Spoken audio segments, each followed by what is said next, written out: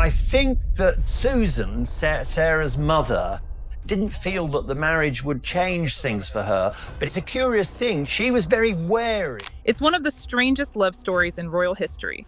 A couple divorced for nearly 3 decades, yet still living together under the same roof. Sarah Ferguson and Prince Andrew.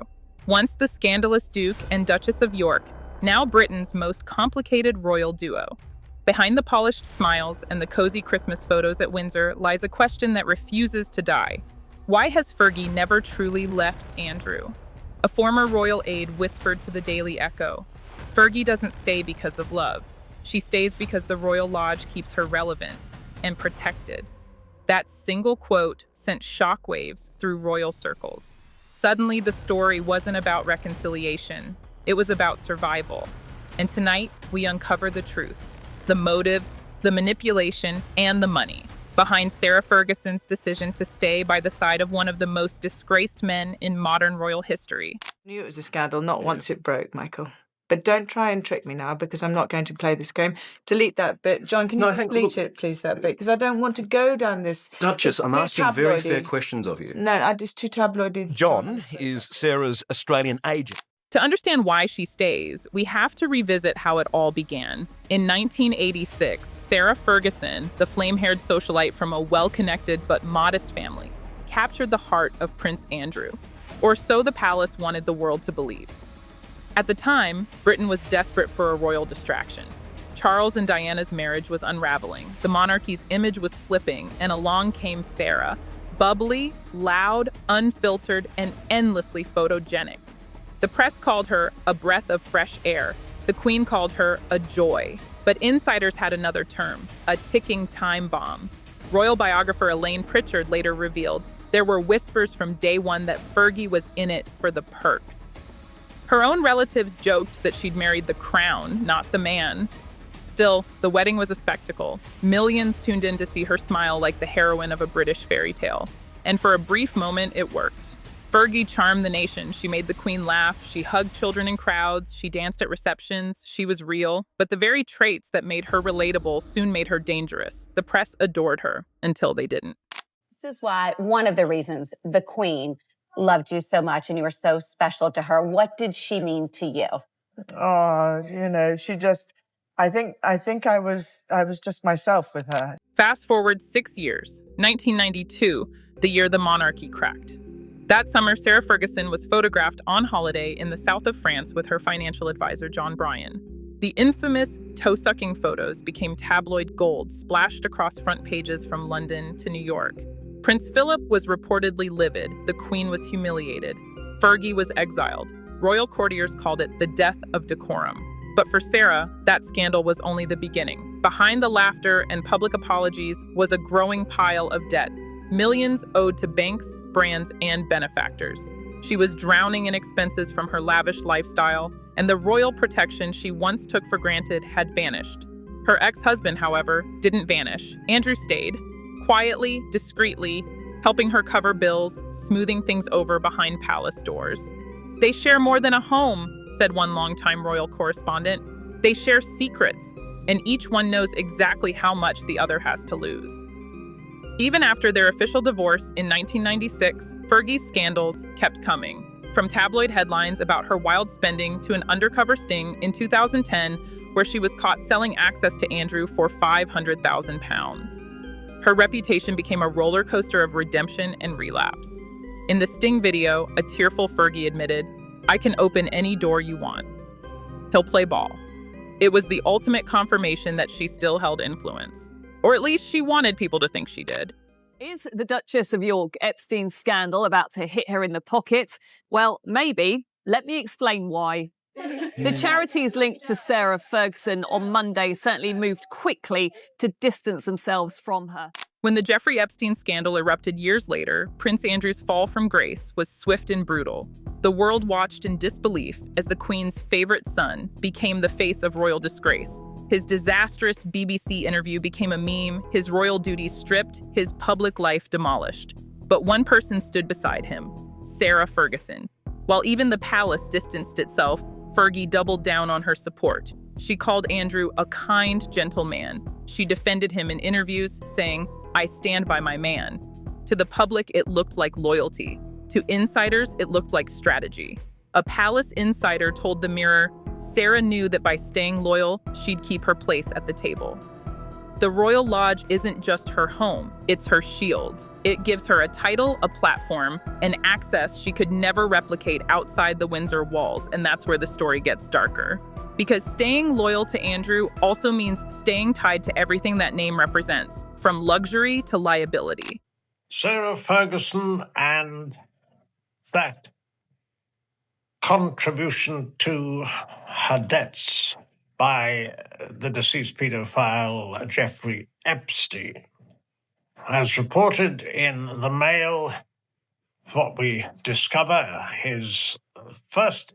At the heart of the story lies the Royal Lodge in Windsor, a sprawling estate worth millions, leased by Prince Andrew from the Crown Estate for 75 years. It's where he and Sarah still live today, decades after their divorce. To outsiders, it looks like an odd arrangement, exes living as friends. But royal analysts see something far more transactional. Sarah lives rent-free. Andrew covers the costs. In return, she provides companionship, a public buffer, and a hint of domestic normalcy in a world that now sees him as radioactive. Fergie gives Andrew what the palace can't, warmth and loyalty, says a royal commentator. And Andrew gives Fergie what she's always wanted, security and status. A friend once described their relationship as a divorce on paper, a partnership in practice. They eat breakfast together, walk the dogs, attend family events, and appear in smiling photos that seem almost designed to blur the truth. One former royal aide confessed, "It's not romance, it's a royal alliance, built on need, not nostalgia." And I was allowed to be myself with her, which is such a joy. And we loved going for our walk with the doggies and the corgis, and she loved the smell of Daphne plant right now, or magnolia, or the daffodils. After years of scandal, Fergie has spent the last decade trying to rebuild herself. Children's author, charity ambassador, and even motivational speaker, she's recast her narrative from fallen duchess to woman of resilience. But every reinvention circles back to one man, Andrew. Her charity ventures, her media appearances, even her royal-adjacent invitations are often tied to her proximity to the Duke. When she attends royal weddings, headlines read, Andrew's ex back in the fold. When she appears on talk shows, the first question is always, so what's your relationship with Prince Andrew like now? And Fergie knows it. She leans into it. The Duchess understands branding better than most influencers, remarked a media analyst. Her identity is fused with Andrew's. Without him, she's just another royal footnote. With him, she's part of the saga. It's why, despite whispers of romantic freedom, she's never remarried. Why she continues to refer to herself as the Duchess of York. And why, even as Andrew's reputation burns, she stands in the ashes, smiling, unbothered. If you are innocent, would you pay £12 million to someone that is accusing you of awful, awful things? I wouldn't. Behind palace gates, those close to the couple describe their bond as one of mutual dependence. Andrew shields Sarah from financial collapse. Sarah shields Andrew from total isolation. When the Epstein lawsuit reached its boiling point and Andrew quietly settled for £12 million, insiders say Sarah was the one comforting him, not as a wife, but as a strategist. She told him, "We'll get through this together," said a source. But everyone knew she meant, "We have to," because if he falls, she falls with him. And perhaps she's right. The Royal Lodge isn't guaranteed forever. Rumors have circulated that King Charles may reclaim the property, especially as Andrew's royal privileges shrink. For Sarah, that would be devastating, losing her home, her status, her narrative. One royal watcher summarized it bluntly. Sarah's loyalty isn't blind, it's survival. It's everything you've written in your book, though. Yes, I know, but and it's you're the way releasing your book, and you've agreed the book to do I've the already, interview bits. the book has already been released, and the thing is, I'm not going to go down to this point. I'm going to answer your questions, but that's done. It's finished. I've answered it. Thank you very much. Despite everything, Fergie has mastered the art of the comeback. She's appeared on red carpets, launched a YouTube channel for children's storytelling, written romance novels, and given interviews dripping with self-awareness. She speaks openly about her mistakes. I was reckless, I was naive, I trusted the wrong people. And yet she never fully distances herself from the Duke. Every apology, every confession seems carefully measured to evoke sympathy without severing the bond that keeps her relevant. Even her health struggles, including her 2023 breast cancer diagnosis, reignited public compassion. In her recovery interviews, she subtly credited Andrew for being her rock. "He's always there for me," she said softly on Loose Women. "We're the happiest divorced couple in the world." And the audience cheered because they wanted to believe in that kind of story.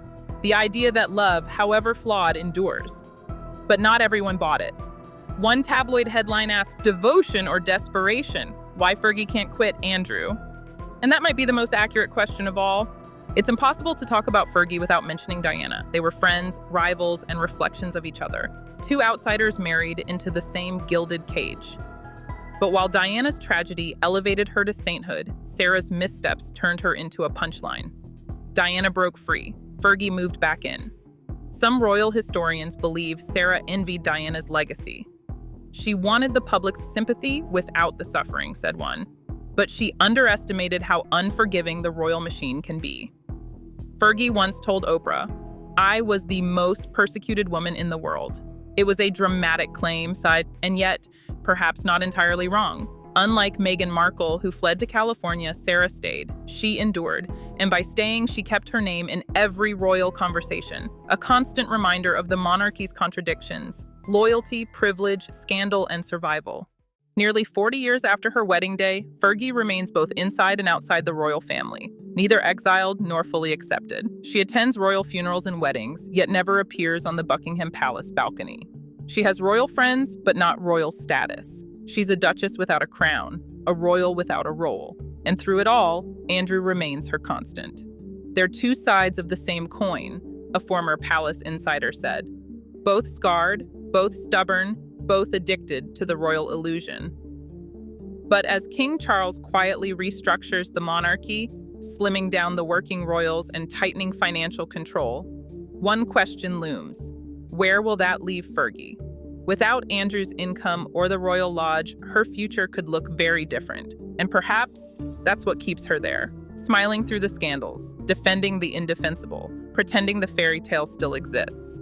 Because for Sarah Ferguson, leaving Andrew doesn't just mean leaving a man. It means leaving the last piece of the life she built her entire identity around. So what drives her? Love, loyalty, or the quiet terror of losing everything she's ever known? In the end, Sarah Ferguson may not be a villain or a victim, just a survivor, a woman who learned that in the royal game, proximity is power. And as long as she lives at Royal Lodge, she still has both. The story of Fergie and Andrew isn't one of romance. It's one of endurance. A partnership built not on fairy tale magic, but on shared history, shared mistakes, and the shared understanding that neither can afford to let go. So what do you think? Is Fergie's loyalty to Prince Andrew a sign of love, or a calculated move to keep her place in the royal spotlight? Do you believe she's protecting him or protecting herself? Let me know your thoughts below. And if you made it this far, comment "scandal" to let me know you're part of the few who see through the royal illusion. Because in the world of crowns and courtiers, nothing is ever as it seems.